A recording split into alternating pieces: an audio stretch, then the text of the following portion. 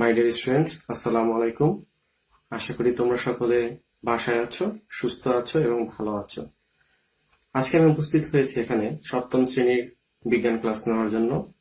তোমাদের যে সকল ক্লাসগুলো শিক্ষক মন্ডলী নিচ্ছেন, আশা করি তোমরা ভালো করে সবাই সেগুলো ফলো করতেছো এবং বাসায় সঠিকভাবে পড়াশোনা করতেছো। আজকের ক্লাসে স্বাগতম। পরিচিতি: আমি মোহাম্মদ আতিকুর রহমান রানা, সহকারী শিক্ষক, দাওয়াত public school and college, Jessore. এখানে আমার মোবাইল নাম্বার দেওয়া আছে, প্রয়োজনে তোমরা আমাকে ফোন করতে পারবা। আজকে দেখতে পাচ্ছ শ্রেণী সপ্তম, বিষয় বিজ্ঞান, অধ্যায় ষষ্ঠ, অধ্যায় টপিকস পদার্থের গঠন। আজকের পাঠ এখানে দেখো তোমরা দেওয়া আছে পদার্থের গঠন। এটা কি দেখতে পাচ্ছ তোমরা? একটি ইট। এখানে কি? পানি। এটা পানি, একটা ফোঁটা দেখতে পাচ্ছ। লোহা। এগুলো কি খেয়াল করতে পারছো? এটা লবণ। এখানে চাষি মূলত মাঠ থেকে লবণ নিয়ে আসছে। চিনি, চিনির দানা তোমাদেরকে দেখানো হচ্ছে। আচ্ছা, এই সকল বিষয় তুমি দেখো, ইট, পানি, লোহা, লবণ, চিনি, এগুলোর কথা চিন্তা করলে পদার্থের সাথে আমাদের একটা চিন্তা ভাবনা জড়িয়ে পড়ে। তো সেহেতু এই অধ্যায় শেষে তোমরা কি শিখতে পারবা? পদার্থের গঠন ব্যাখ্যা করতে পারবে, অণু ও পরমাণুর মধ্যে পার্থক্য করতে পারবে, জন ডাল্টনের পরমাণুর 5টি মতবাদ শিখতে পারবে, মৌলিক যৌগিক পদার্থের বর্ণনা করতে পারবে, প্রতীক ও সংকেত থেকে নির্বাচিত মৌলিক ও যৌগিক পদার্থ চিনতে পারবে। আচ্ছা, এখন প্রথমে আমাদের এই অধ্যায়ে জানতে হবে পদার্থ কাকে বলে। তোমার মনে মনে এখন চিন্তা আছে পদার্থ কাকে বলে। দেখো, পদার্থের সংজ্ঞাটা এইভাবে তোমরা দিতে পারো: যার ভর আছে, স্থান দখল করে, বল প্রয়োগ করলে বাধা সৃষ্টি করে এবং যা 5টি ইন্দ্রিয় দ্বারা অনুভব করা যায় তাকে পদার্থ বলে। অথবা এইভাবে তোমরা চাইলে দিতে পারো সহজভাবে: আমাদের প্রত্যহিক বিভিন্ন ক্ষেত্রে বায়ু, পানি, লোহা, খাদ্যদ্রব্য, বই পুস্তক, চক ইত্যাদি নানা রকম জিনিস বা পদার্থ ব্যবহার করি, এগুলোই পদার্থ। তবে উপরের যে সংজ্ঞাটা, এটাকেই আমি প্রিফার করে থাকি। এখন এই যে পদার্থ আছে, এই পদার্থ কয় প্রকার? এটা একটা প্রশ্ন। পদার্থ কয় প্রকার? পদার্থ 3 প্রকার। তো দেখি, দেখো, পদার্থ: মৌলিক পদার্থ, যৌগিক পদার্থ আর মিশ্র পদার্থ। কি পদার্থ তাহলে? মৌলিক পদার্থ, যৌগিক পদার্থ আর মিশ্র পদার্থ। মৌলিক পদার্থ: যে সকল পদার্থ ভাঙলে শুধুমাত্র একটি উপাদানই পাওয়া যায় তাকে মৌলিক পদার্থ বলে। অর্থাৎ কোন একটা পদার্থ, যেমন তুমি যদি হাইড্রোজেন বা অক্সিজেনকে ভাঙো, তাহলে শুধু হাইড্রোজেন বা অক্সিজেনই পাবা। তাই হাইড্রোজেন, অক্সিজেন একটা মৌলিক পদার্থ। এখানে উদাহরণ হিসেবে তোমাদেরকে দেখানো হচ্ছে লোহা। এই লোহাগুলো সচরাচর তোমরা যে সকল লোহা দেখো সেই রকমের লোহা না। এটা লোহার আকরিক দেখানো হয়েছে। কি দেখানো হয়েছে? লোহার আকরিক। অর্থাৎ খনি থেকে লোহা তুলে আনলে যে লোহাটা দেখা যায় সেটাই কিন্তু এখানে দেখানো হচ্ছে। লোহার রাসায়নিক সংকেত: লোহার রাসায়নিক সংকেত ফেরাম। তাকে Fe দ্বারা প্রকাশ করা হচ্ছে। কি? লোহার রাসায়নিক সংকেত কি? ফেরাম। ওকে, তাকে Fe দ্বারা প্রকাশ করা হচ্ছে। তারপর এখানে দেখতে পাচ্ছ তোমরা তামা। তামার রাসায়নিক সংকেত কপার। একইভাবে দেখো, যদি ফেরাম, অর্থাৎ এই যে তোমার এখানে লোহা যে দেখো ফেরাম, Fe, এইগুলোকে যদি তোমার ভাঙা হয় তাহলে এইভাবে পাওয়া যায়, শুধু Fe পাওয়া যায়, ফেরামই পাওয়া যায়, অন্য কিছু পাওয়া যায় না। তাই ফেরাম, Sm, কপার দেখতে পাচ্ছ, এগুলো কি? সব মৌলিক পদার্থ।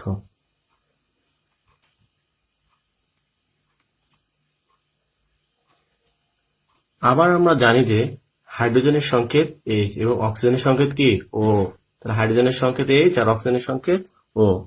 আমরা তেমনি আগে যেরকম দেখছি, হাইড্রোজেন ও অক্সিজেনকে ভাঙলে শুধুমাত্র একটি পদার্থ পাই, তা হাইড্রোজেন ও অক্সিজেনও মৌলিক পদার্থ।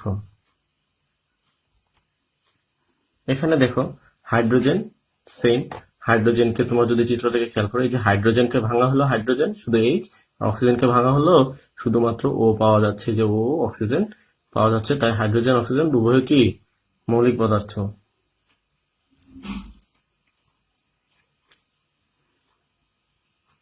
যৌগিক পদার্থ কি? 2 নম্বর কি? যৌগিক পদার্থ। যে পদার্থ থেকে 2 বা ততোধিক সম্পূর্ণ ভিন্ন ধর্ম বিশিষ্ট মৌলিক পদার্থ পাওয়া যায় সেই পদার্থকে যৌগ বা যৌগিক পদার্থ বলা হয়ে থাকে। কি বলা হয়ে থাকে? যৌগিক পদার্থ। উদাহরণস্বরূপ লবণ।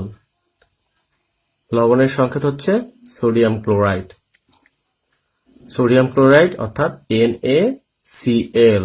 ওকে, দেখো লবণ উপাদান কি কি? সোডিয়াম, যাকে Na দ্বারা প্রকাশ করা হয়, এবং ক্লোরিন Cl দ্বারা প্রকাশ করা হয় থাকে। এই যে সোডিয়াম প্লাস আর ক্লোরিন মাইনাস, এই দুইটা যুক্ত হয়ে সোডিয়াম ক্লোরাইড গঠন করে। তাহলে এই সোডিয়াম একটা মৌলিক পদার্থ, ক্লোরিন একটা মৌলিক পদার্থ, দুইটা যুক্ত হয়ে কি যুক্ত করে কি হচ্ছে? সোডিয়াম ক্লোরাইড গঠিত হচ্ছে। এটা একটা যৌগিক পদার্থ। কিন্তু খেয়াল করলে দেখবা এই যে সোডিয়াম এবং ক্লোরিন আছে, এটার প্রতিটি আলাদা ধর্ম, এবং সোডিয়াম ক্লোরাইড বা যে খাবার যে লবণ আছে এটার ধর্ম কি সম্পূর্ণ আলাদা।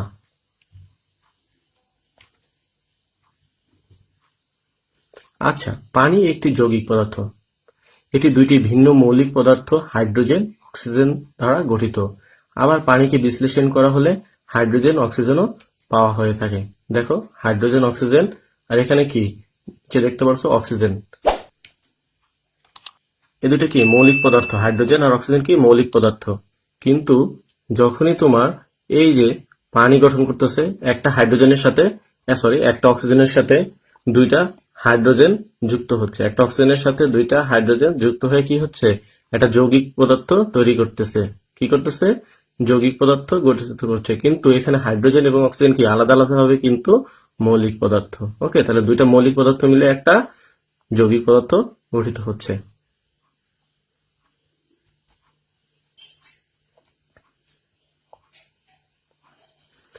এখন হচ্ছে মিশ্র পদার্থ। কি? মিশ্র পদার্থ। 3 নাম্বার আমাদের টপিক হচ্ছে মিশ্র পদার্থ।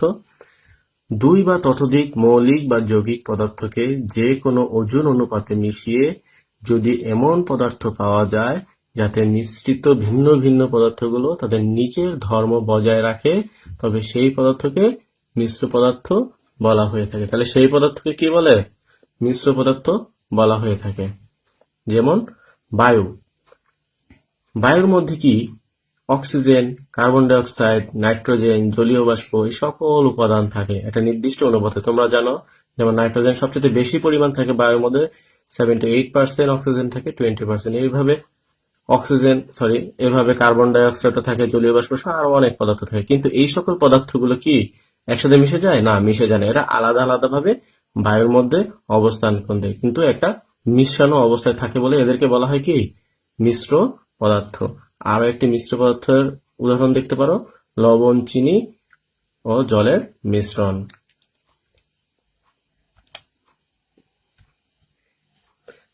আচ্ছা, তোমরা এখানে একটা ছবি দেখতে পাচ্ছ। উনি কে তোমরা বলতে পারো? উনি হচ্ছে বিজ্ঞানী জন ডাল্টন। বিজ্ঞানীর নাম কি? John Dalton. জন ডাল্টন একজন ইংরেজি বিজ্ঞানী। 1803 সালে পরমাণু সম্পর্কে একটি ধারণা দেন। কি সম্পর্কে ধারণা দেন? পরমাণু সম্পর্কে একটি ধারণা দেন। তার এই ধারণাকে পরমাণুবাদ বলে। তাহলে যদি প্রশ্ন আসতে পারে এরকম যে পরমাণুবাদ কাকে বলে, তাহলে হচ্ছে কি জন ডাল্টন একজন ইংরেজি বিজ্ঞানী 1803 সালে পরমাণু সম্পর্কে একটি ধারণা দেন, যাকে পরমাণুবাদ বলে। আচ্ছা, জন ডাল্টনের এই যে মতবাদ, এই মতবাদ 5টা কিন্তু ভালোভাবে তোমাদেরকে জানতে হবে। আমি একটা একটা করে এখানে বলবো। 1 নম্বর মতবাদটা হচ্ছে মৌলিক পদার্থসমূহ পরমাণু নামক ক্ষুদ্র ক্ষুদ্র কণিকা দ্বারা গঠিত। ক্ষুদ্র ক্ষুদ্র কণিকা দিয়ে গঠিত। তো মৌলিক পদার্থ যেগুলো আছে হাইড্রোজেন, অক্সিজেন, এগুলো কিন্তু ক্ষুদ্র ক্ষুদ্র পদার্থ দ্বারা গঠিত হয়ে থাকে। একটি মৌলিক পদার্থের সকল পরমাণু একই রকমের। যেমন হাইড্রোজেনের একটি মৌলিক পদার্থ, বা অক্সিজেন একটা মৌলিক পদার্থ, সকল হাইড্রোজেন কিন্তু একই রকমের। একটি মৌলের আকার, ভর ও রাসায়নিক ধর্ম একই। তোমরা যে কোনো একটা এক্সাম্পল চিন্তা করবা মাথার ভিতরে, চিন্তা করবা যে একটা এক্সাম্পল, যেমন হাইড্রোজেন অথবা অক্সিজেনকে তোমরা চিন্তা করতে পারো, ঠিক আছে, বা সোডিয়ামকে চিন্তা করতে পারো। তো সেটা দিয়ে তোমরা এই মতবাদটা মনে রাখার চেষ্টা করবে। তাহলে কি, একটি মৌলিক পদার্থের সকল পরমাণু একই রকম, সকল হাইড্রোজেন একই রকমের, এদের আকার, ভর, রাসায়নিক ধর্ম সবই কি একই হবে। একটি মৌলের পরমাণু সমূহ অপর মৌলের পরমাণু সমূহ হতে ভিন্ন রকম। যদি তুমি চিন্তা করো, আয়রন, লোহার যে পরমাণু আছে আর কপার যে পরমাণু, সবাই কি ভিন্ন রকমের, এই কথাটা এখানে বোঝানো হচ্ছে। অর্থাৎ ভিন্ন ভিন্ন মৌলের পরমাণুর আকার, ধর্ম ভিন্ন ভিন্ন হয়ে থাকবে। যেমন কপারেরটাও আলাদা, আবার আয়রনেরটাও বা লোহারটাও কিন্তু আলাদা রকমের হয়ে থাকে। যৌগিক পদার্থসমূহ একের অধিক মৌলিক পদার্থ দিয়ে গঠিত। যৌগিক পদার্থসমূহ কি একের অধিক মৌলিক পদার্থ দিয়ে গঠিত। যেমন তোমরা পানির ক্ষেত্রে কি দেখতে পারতেছো, একটা হাইড্রোজেন, একটা অক্সিজেন, দুইটা মৌলিক পদার্থ মিলে কি হচ্ছে, দুইটা মৌলিক পদার্থ মিলে একটা যৌগিক পদার্থ দ্বারা গঠিত। এটা এখানে বলা হয়েছে। বিভিন্ন মৌলের পরমাণু সমূহ সরল অনুপাতে যুক্ত হয়ে যৌগিক পদার্থ বা যৌগ তৈরি করে। অর্থাৎ এখানে যদি তুমি পানির কথাই চিন্তা করো, দুইটা হাইড্রোজেন একটা অক্সিজেনের সাথে যুক্ত হয়ে তোমার কি পানি গঠন হয়ে থাকে। একটি রাসায়নিক বিক্রিয়ায় পরমাণু সমূহের সৃষ্টি বা ধ্বংস হয় না। যখন রাসায়নিক বিক্রিয়া করানো হয়, কোনো পরমাণুই একদম নিঃশেষ হয়ে যায় না বা নতুন করেও সৃষ্টি হয় না, শুধু একে অপরের সাথে যুক্ত হয় বা একে অন্য থেকে আলাদা হয়। কি হয়? একে অপরের সাথে যুক্ত হয় বা একে অন্য থেকে আলাদা হয়ে থাকে। ওকে, তাহলে তোমাদের বাড়ির কাজ কি থাকবে? পদার্থ কাকে বলে উদাহরণ দাও। পদার্থ কয় প্রকার, কি কি? জন ডাল্টনের 5টি পরমাণু মতবাদ খুব ভালোভাবে তোমাদেরকে মুখস্থ করে নিতে হবে বা চিন্তা করতে হবে। ওকে, আশা করি তোমরা ক্লাসটা খুব সুন্দরভাবে বুঝতে পেরেছো। সবাইকে ধন্যবাদ। আজকের ক্লাস এই পর্যন্তই। সবাই ভালো থাকবে, নিয়মিত 30 মিনিট ব্যায়াম করবে, সুষম খাবার গ্রহণ করবে এবং নিয়ম মতন পড়াশোনা কমপ্লিট করবে। ওকে, আসসালামু আলাইকুম।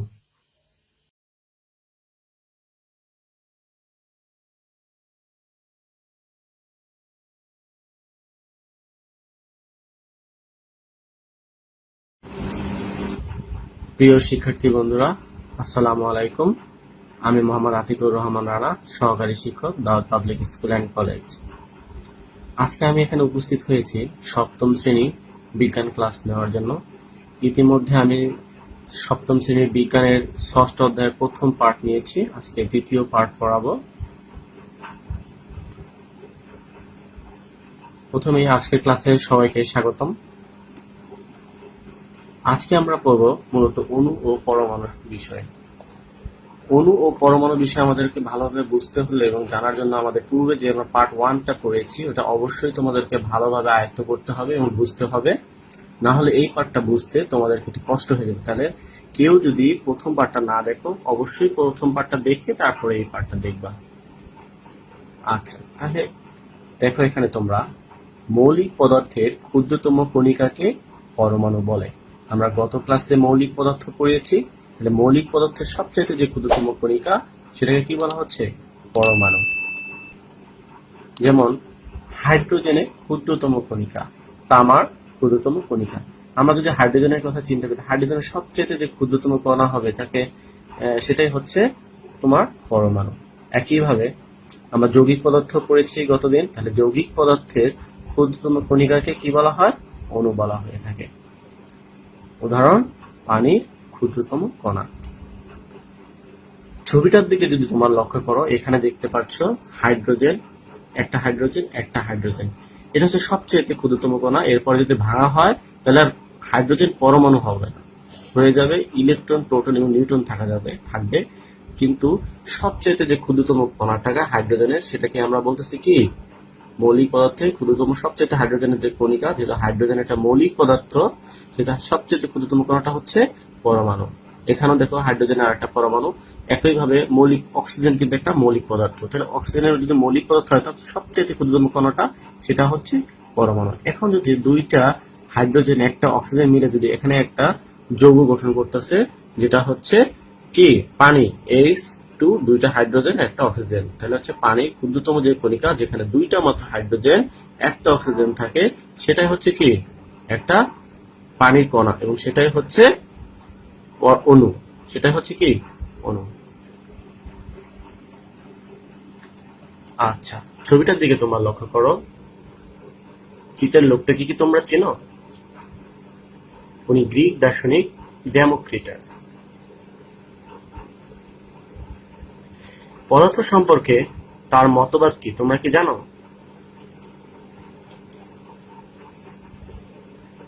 ওনার মতবাদটা হচ্ছে পদার্থ সম্পর্কে সকল পদার্থ ক্ষুদ্র ক্ষুদ্র অবিভাজ্য কণা দিয়ে তৈরি। এই ক্ষুদ্রতম কণার নাম পরমাণু বা অ্যাটমস। মূলত উনি অ্যাটমস বা পরমাণু কাকে বলে এটা বিষয়ে তার একটা মত প্রকাশ করেছে, যেটাই তোমার কি ডেমোক্রিটাসের মতবাদ নামে পরিচিত হয়ে গেছে। তাহলে পদার্থের সকল পদার্থ ক্ষুদ্র ক্ষুদ্র অবিভাজ্য কণা দ্বারা তৈরি। এই ক্ষুদ্রতম কণার নাম পরমাণু বা অ্যাটম। এই মতবাদটা দেন উনি খ্রিস্টপূর্ব 400 অব্দে, অর্থাৎ জিসাস খ্রিস্ট যিনি আছেন উনি ওনার জন্মের 400 বছর আগে এই মতবাদটা দেন কে? গ্রিক দার্শনিক ডেমোক্রিটাস। আচ্ছা, চিত্রের যে এখানে দুটো ছবি তোমরা দেখতে পাচ্ছ, এই দুজন লোক কে কি তোমরা চেনো? দেখো, ওনার একজন হচ্ছে দার্শনিক প্লেটো আর একজন দার্শনিক অ্যারিস্টটল। ওনারা দুজনও একটা মতবাদ দিয়েছে। আমাদের মতবাদ কি? পদার্থ সমূহ অবিচ্ছেদ্য এবং ভাঙনের কোনো সীমা নেই, অর্থাৎ যতই ভাঙা হোক না কেন পদার্থের কণাগুলো ক্ষুদ্র হতে ক্ষুদ্রতর হতে থাকবে, অর্থাৎ তুমি যত ভাঙবে তত ক্ষুদ্র হবে, যতই ভাঙবে ততই ক্ষুদ্র হবে। এটাই হচ্ছে মূলত এই মতবাদের কথা। তাহলে আমরা দুইজনের মতবাদটাও দেখলাম, আগের মতবাদটাও দেখলাম, এগুলো খেয়াল রাখতে হবে। এখন আমাদের টপিক হচ্ছে পরমাণু ও প্রতীক।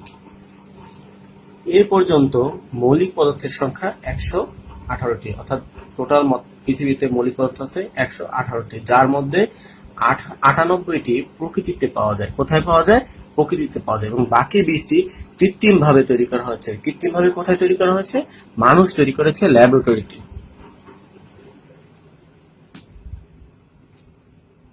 আচ্ছা দেখো, এখন প্রতীক। এটা প্রতীকের একটা সংজ্ঞা। মৌলের ল্যাটিন, গ্রিক বা ইংরেজি নামে একটি বা দুইটি আদ্যাক্ষর দ্বারা সংক্ষিপ্ত বা সুবিধাজনকভাবে প্রকাশ করাকে প্রতীক বলা হয়ে থাকে। এটাকে আমি যদি ভেঙে বলি, এখানে যেটা কথাটা বলা হচ্ছে যে একটা নাম, একটা মৌলের নাম, যেমন হাইড্রোজেন একটা মৌল, তার একটা নাম হাইড্রোজেন। দেখো ইংরেজিতে এটা ইংরেজি, গ্রিক বা ল্যাটিন নাম থেকে আসতে পারে, ঠিক আছে। এই নামের একটা প্রতীক থাকবে, একটা সংক্ষিপ্ত রূপ। যেমন আমার নাম আতিকুর রহমান রানা, আমার সংক্ষিপ্ত রূপকে তোমরা কি আতিক স্যার বলে জানো। সেই রকম ভাবে হাইড্রোজেনের কি সংক্ষিপ্ত রূপ হিসেবে যেটা প্রকাশ করা হয় সেটাই হচ্ছে প্রতীক। এখানে লেখা হবে মূলত প্রথম একটা অক্ষর অথবা প্রথম দুইটা অক্ষর সুবিধাজনক ভাবে নেওয়া হবে। এখানে দেখো হাইড্রোজেনের ক্ষেত্রে প্রথম একটা অক্ষর হাইড্রোজেন লিখে এইচ লিখে, বড় হাতের ক্যাপিটাল হাতে এইচ লিখে এর প্রতীক লেখা হচ্ছে হাইড্রোজেন। একইভাবে হিলিয়ামের ক্ষেত্রে দুইটা অক্ষর নেওয়া হয়েছে, প্রথমটা বড় হাতের অক্ষর, পরেরটা হচ্ছে ছোট হাতের, ঠিক আছে। তাহলে হিলিয়ামের HE। তাহলে তোমরা বুঝতে পারছো মনে হয়, কোনো একটা নামের, কোনো একটা পদার্থের বা মৌলের ইংরেজি, গ্রিক বা ল্যাটিন নামের প্রথম একটা অক্ষর অথবা দুইটা অক্ষরকে সংক্ষিপ্তভাবে প্রকাশ করা হচ্ছে কি প্রতীক। একইভাবে তোমরা দেখো লিথিয়ামের Li, বেরিলিয়ামের Be, বোরনের B, কার্বনের C, নাইট্রোজেনের N, অক্সিজেনের O, ফ্লোরিনের F এবং ফেরামের Fe। এখানে দেখো ফ্লোরিন বা ফেরাম, এখানে কিন্তু দুইটা যদি F হয়ে যেত, এখানেও F এখানেও F হয়ে যেত, তাহলে কিন্তু কন্ট্রাডিকশন হয়ে যেত। যার কারণে একটা নামের সাথে এখানে তোমার দেখো ফ্লোরিনের F এবং পরেরটা F এবং সাথে ছোট হাতের E দিয়ে ফেরামের নাম প্রকাশ করা হয়েছে।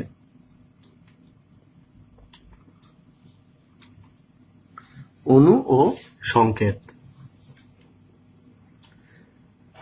দুই বা ততোধিক পরমাণু একত্রে যুক্ত হয়ে অণু তৈরি হয়। আমরা একটু আগে পরমাণু দেখলাম, তাহলে কি দুইটা পরমাণু যুক্ত হয়ে কি একটা অণু তৈরি করে থাকে। অণুর সংক্ষিপ্ত প্রকাশই হলো সংকেত। তাহলে আমরা একটু আগে যেটা দেখেছি বললাম যে পরমাণু কাকে বলে, সেটা আমরা বলেছি ডেফিনিশন। তাহলে দুইটা পরমাণু মিলে একটা অণু গঠিত হয়, আর এই যে অণু গঠিত হয় এই অণুর সংক্ষিপ্ত প্রকাশই হলো কি সংকেত। এখানে দেখো একটি অণুর যে যে মৌলের পরমাণু দিয়ে গঠিত সেসব মৌলের প্রতীক দিয়ে সংকেত লেখা হয়। অর্থাৎ কোনো একটা মৌল অণু, যে অণুর মধ্যে যে সকল পরমাণু আছে তাদেরকে আলাদা আলাদা ভাবে প্রতীকগুলো ব্যবহার করে কি একটা সংকেত লেখা হয়। উদাহরণগুলো দেখলে তোমরা একদম ক্লিয়ার হয়ে যাবা। মৌলিক পদার্থের ক্ষেত্রে সংকেতটা কিভাবে লিখতে হয় দেখো, হাইড্রোজেন, হাইড্রোজেন, এখানে একটা হাইড্রোজেনের সাথে আর একটা হাইড্রোজেন যুক্ত হয়ে দুইটা হাইড্রোজেন হইলে তোমার সেটাকে এই যে H2 আকারে লেখা হচ্ছে সংকেত। দেখছো এখানে প্রতীক হচ্ছে শুধুমাত্র H, এটা হলো মৌলিক পদার্থের ক্ষেত্রে হাইড্রোজেনের শুধুমাত্র H, কিন্তু যখনই সংকেত লিখতে যাচ্ছি কারণ কি দুইটা হাইড্রোজেন যুক্ত হয়েছে, ঠিক আছে, একটা অণু গঠন করছে, তাহলে হচ্ছে H2। একইভাবে নাইট্রোজেন, একটা নাইট্রোজেন তার সাথে আরেকটা নাইট্রোজেন যুক্ত হচ্ছে, একটা অণু গঠন করেছে N2। একইভাবে অক্সিজেনের O হয়ে গেছে O2, ফ্লোরিনের F, দুইটা ফ্লোরিন একসাথে যুক্ত হয়ে গেছে F2। একইভাবে ক্লোরিন Cl, দুইটা ক্লোরিন যুক্ত হচ্ছে Cl2, ব্রোমিন হয়ে গেছে Br2, আয়োডিন হয়ে গেছে I2, অর্থাৎ দুইটা আয়োডিন এখানে মিলে একটা অণু গঠন করছে, তাহলে এর সংকেতটা হবে কি I2। এটা হচ্ছে কি মৌলিক পদার্থের ক্ষেত্রে। কিসের ক্ষেত্রে? মৌলিক পদার্থের ক্ষেত্রে।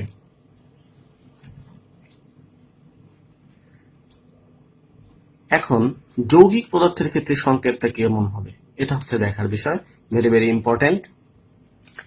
দেখো এখানে কয়টা প্যারামিটার আছে। যৌগের নামের বৈশিষ্ট্য, সংকেত, নাম, যে যে মৌলের পরমাণু ও পরমাণু গুচ্ছ দিয়ে তৈরি, ঠিক আছে।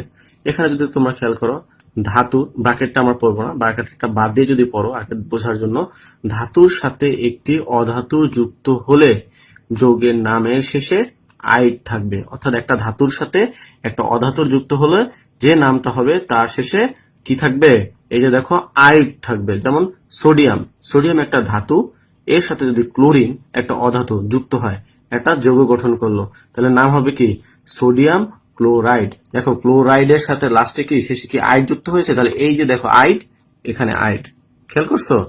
ধাতুর সাথে অধাতুর যুক্ত হয়ে যে সোডিয়াম ক্লোরাইড গঠন করলো নাম, সেখানে শেষে কি ক্লোরাইডের শেষেরটার সাথে আইড যুক্ত হচ্ছে, তাহলে সোডিয়ামের সাথে ক্লোরাইড যুক্ত হলো সোডিয়াম ক্লোরাইড। একইভাবে ক্যালসিয়ামের সাথে অক্সিজেন যুক্ত হলে ক্যালসিয়াম ক্লোরাইড, পটাশিয়ামের সাথে যুক্ত হলে আয়োডিন হচ্ছে কি পটাশিয়াম আয়োডাইড। একইভাবে এই যে সালফারের সাথে অক্সিজেন যুক্ত হয়ে সালফার ডাইঅক্সাইড, কার্বনের সাথে অক্সিজেন যুক্ত হয়ে কার্বন ডাইঅক্সাইড যুক্ত হচ্ছে। তাহলে তোমরা কি দেখছো, তাহলে সবগুলো বুঝতে পারছো, সোডিয়াম ক্লোরাইড, ক্যালসিয়ামের সাথে অক্সিজেন যুক্ত হয়ে calcium oxide, potassium iodide, sulphur dioxide, carbon dioxide গঠন করেছে। তাহলে দেখো এখানে যে যে মৌলের পরমাণু ও পরমাণু গুচ্ছ দিয়ে তৈরি, এটা দেখে কি তুমি এখান থেকে কিন্তু এটা বুঝতে পারছো, সোডিয়াম দিয়ে তৈরি হচ্ছে আর সাথে কি ক্লোরিন দিয়ে তোমার তৈরি হচ্ছে কি সোডিয়াম ক্লোরাইড। ওকে, একইভাবে ক্যালসিয়ামের সাথে অক্সিজেন যুক্ত হয়েছে ক্যালসিয়াম অক্সাইড, এই কথাগুলো এখানে বলা হয়েছে। দ্বিতীয় খেয়াল করো, কিছু কিছু ক্ষেত্রে এখানে ধাতুর সাথে, কিছু কিছু ক্ষেত্রে ধাতু না হয়ে অধাতুর সাথে একটি অধাতু যুক্ত হলো যৌগের নামের শেষে আইড হয়ে থাকে। এগুলো হচ্ছে খুব কম পরিমাণে এক্সেপশন, এই জিনিসগুলোই তোমাদের বেশিরভাগ জানতে হবে, ধাতুর সাথে অধাতু।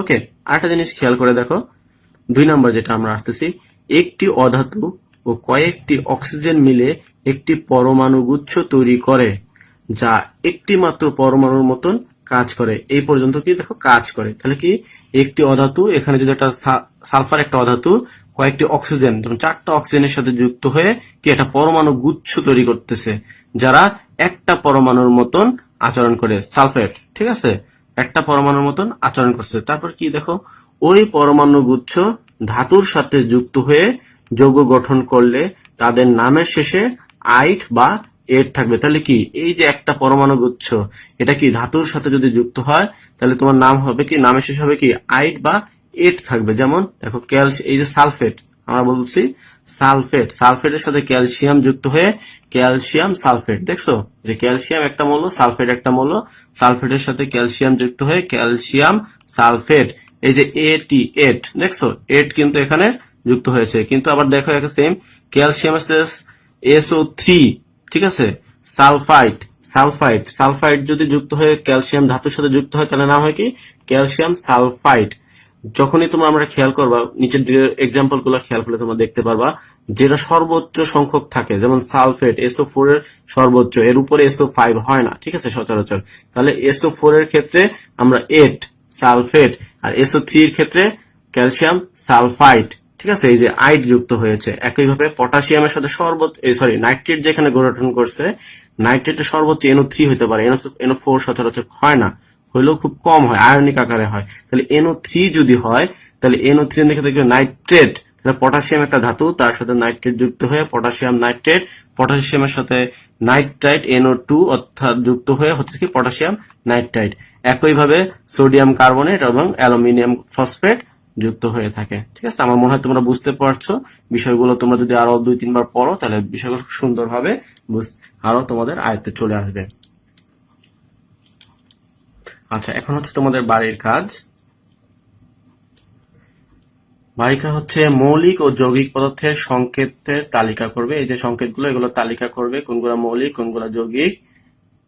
আর একটা হচ্ছে 2 নাম্বার, পদার্থের ক্ষুদ্রতম সম্পর্কে ডেমোক্রিটাস, অ্যারিস্টটল ও জন ডাল্টনের মতবাদের মধ্যে কোন মতবাদটি সর্বজন সমর্থিত এবং কেন?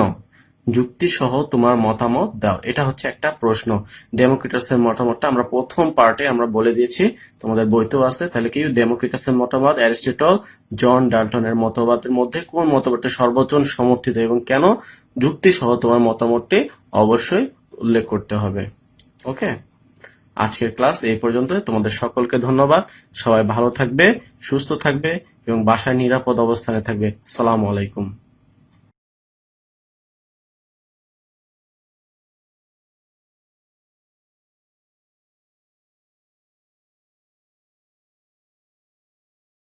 প্রিয় শিক্ষার্থী বন্ধুরা, আসসালামু আলাইকুম। আমি মোহাম্মদ আতিকুর রহমান রানা, সহকারী শিক্ষক, দাওয়াত পাবলিক স্কুল অ্যান্ড কলেজ। আশা করি তোমরা সকালে ভালো আছো, সুস্থ আছো, নিজ নিজ গৃহে অবস্থান করছো। আজকে আমি এখানে উপস্থিত হয়েছি সপ্তম শ্রেণীর বিজ্ঞান ক্লাস নেওয়ার জন্য। ইতিপূর্বে আমাদের তোমাদের ষষ্ঠ অধ্যায়ের 2টা পাঠ পড়েছি, আজকে 3য় পাঠ পড়াবো। আজকে আমি তোমাদেরকে পরমাণুর গঠন সম্বন্ধে পড়াবো।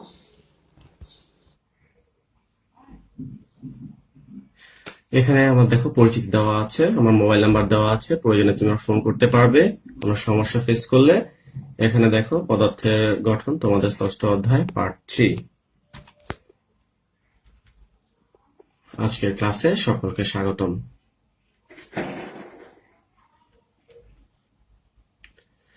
আচ্ছা, আমরা আগেই বলেছি আমরা আজকে পড়বো পরমাণুর গঠন সম্বন্ধে। পরমাণুর গঠন, একটা পরমাণু বা অণু, এগুলো তোমাদেরকে আমরা আগেই পড়িয়েছি পার্ট 1 এবং পার্ট 2-তে। সেহেতু তোমাদেরকে আগে পার্ট 1 এবং পার্ট 2টা ভালো করে আয়ত্ত করে নিতে হবে।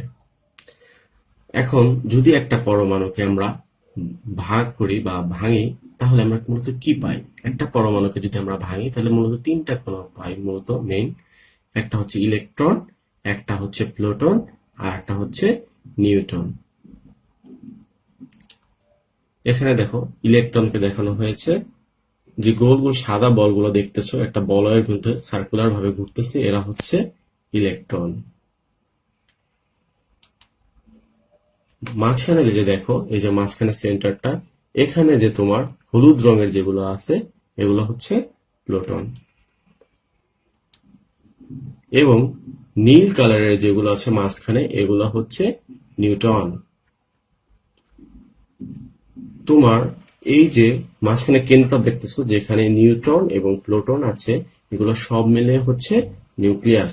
মূল সেন্টারটা হচ্ছে তাহলে কি নিউক্লিয়াস। আর এই যে দেখো সাদা বলগুলো যে ঘুরতেছে, ইলেকট্রন গুলো, এগুলো হচ্ছে অনুমোদিত কক্ষপথ। এখন তোমরা এখানে খেয়াল করবে এই যে ইলেকট্রন গুলো ঘুরতেছে, এখানে সোডিয়ামের ক্ষেত্রে 11টা ইলেকট্রন আছে, ঠিক আছে। 11টা ইলেকট্রন এই কক্ষপথে ঘুরতেছে। প্রথম কক্ষপথে আছে 2টা, পরবর্তী কক্ষপথে এই যে আছে এখানে আছে 8টা, এবং সর্বশেষ কক্ষপথে আছে 1টি মাত্র ইলেকট্রন। এই ইলেকট্রনগুলো নেগেটিভ চার্জ যুক্ত। কোনো একটা পরমাণুতে যতগুলো ইলেকট্রন থাকবে নিউক্লিয়াসের ভিতর, ঠিক ততগুলোই প্রোটন অবস্থান করবে। যেহেতু এখানে আমাদের বাইরের সাইকেলে 11টি ইলেকট্রন আছে, সেহেতু ভিতরেও আমাদের 11টি প্রোটন আছে। প্রোটনগুলো পজিটিভ চার্জযুক্ত, ইলেকট্রনগুলো নেগেটিভ চার্জযুক্ত, এবং নিউট্রন যেগুলো আছে, নিউট্রন হচ্ছে চার্জ নিরপেক্ষ। এই ইলেকট্রনগুলো দেখো বাইরে চলে যেতে পারে না সহজে, কারণ কি? যেহেতু ইলেকট্রন নেগেটিভ চার্জযুক্ত এবং প্रोटॉन পজিটিভ চার্জযুক্ত, এরা একে অপরকে আকর্ষণ করে। তাহলে এটাই হচ্ছে মূলত একটা পরমাণুর গঠন। ওকে, ইলেকট্রন পাচ্ছি আমরা, নিউট্রন পাচ্ছি, সাথে প্रोटॉन পাচ্ছি। সোডিয়ামের ক্ষেত্রে যেহেতু 11 আছে, এখানে মূলত সোডিয়ামের পরমাণুর এই গঠনটা এখানে দেখানো হচ্ছে। আচ্ছা, অক্সিজেনের ক্ষেত্রে তোমরা দেখো, এটা হচ্ছে অক্সিজেন পরমাণুর একটা গঠন। অক্সিজেনে 8টি ইলেকট্রন, 8টি প্रोटॉन ও 8টি নিউট্রন থাকে। তোমরা দেখো 8টি ইলেকট্রন, প্রথম সাইকেলে আছে দুটো, 1 2, কারণ প্রথম সাইকেলে দুইটাই থাকতে পারে, এর বেশি থাকতে পারে না। পরবর্তী সাইকেলে আছে বা কক্ষপথে আছে 6টি, 2 4, এই যে 5, এই 1 6। ঠিক আছে, তাহলে আমাদের কয়টা ইলেকট্রন আছে? যেহেতু নেগেটিভ চার্জ, দেখো নেগেটিভ চার্জ দিয়ে দেখানো হচ্ছে 8টি ইলেকট্রন নেগেটিভ চার্জ যুক্ত আমাদের এই কক্ষপথগুলো আছে। সমান সংখ্যক তোমরা যদি ভিতরে এখানে নিউক্লিয়াসের ভিতরে দেখো, এই যে পজিটিভ দেখানো হচ্ছে, তোমরা দেখতে পাচ্ছ গ্রিন কালারের, এগুলো হচ্ছে প্रोटॉन। ওকে, আর নিউট্রন গুলোকে তোমার এই যে একটু তোমার পিঙ্ক কালার দিয়ে দেখানো হচ্ছে। তাহলে আমরা এখানে কি অক্সিজেনের ইলেকট্রন বিন্যাস, অক্সিজেনের পরমাণুর গঠন আমরা এখানে দেখতে পাচ্ছি।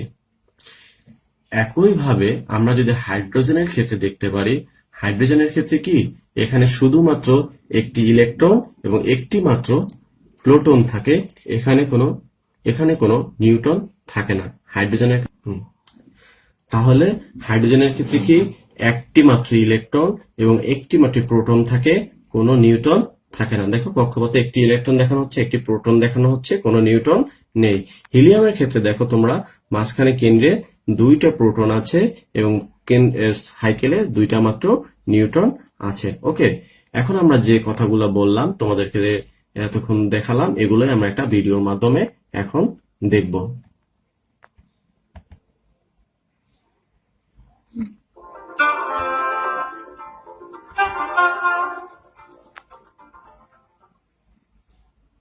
As we already stated, the nucleus is the dense core of an atom. The nucleus contains over 99% of the mass of an atom. However, it occupies only about 1/100,000th of the space. If we let this marble represent the nucleus of an atom, it would occupy this much space in the football stadium, with the electrons orbiting at the far ends of the stadium. Within the nucleus are located protons and neutrons. Protons have a positive charge and also have mass. Scientists use a special unit of mass called an atomic mass unit, or AMU for short, to measure the mass of protons. One proton has a mass of 1 AMU. Neutrons have a neutral charge and a mass that is just slightly greater than that of a proton. However, the mass of a neutron is generally considered to be 1 atomic mass unit. You compare. What makes atoms different from each other?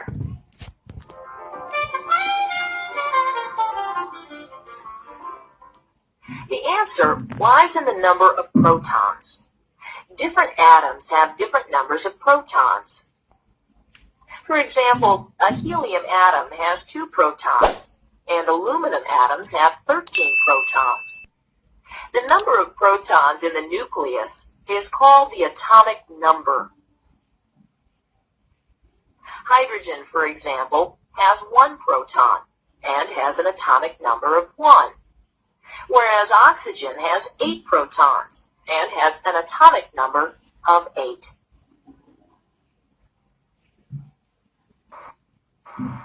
Although no one has yet found a way of getting a close-up view of an atom, different experiments have made it possible to build up a picture or model of what atoms consist of. The colours in these models are of course used simply to distinguish between different particles. In the centre of an atom is a nucleus.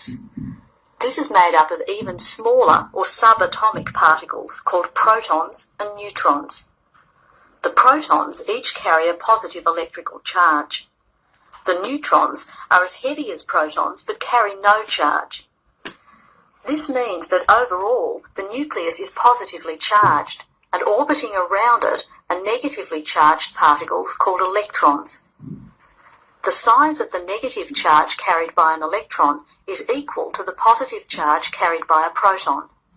Now the electrons are moving at incredible speed, in fact 3/4 of the speed of light, so what stops them shooting off in any direction? If we could pull an atom apart into its components, we'd see that a neutral atom has the same number of electrons as protons, and it's the force of attraction between the positive and negative charges that prevents the electrons escaping. Each type of atom is identified by the number of protons and electrons it has. A hydrogen atom has just 1 proton and 1 electron.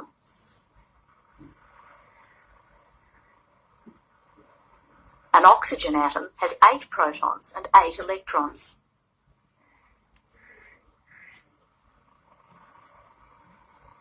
An iron atom has 26 protons and 26 electrons, but this is not enough to explain the behavior and properties of most substances.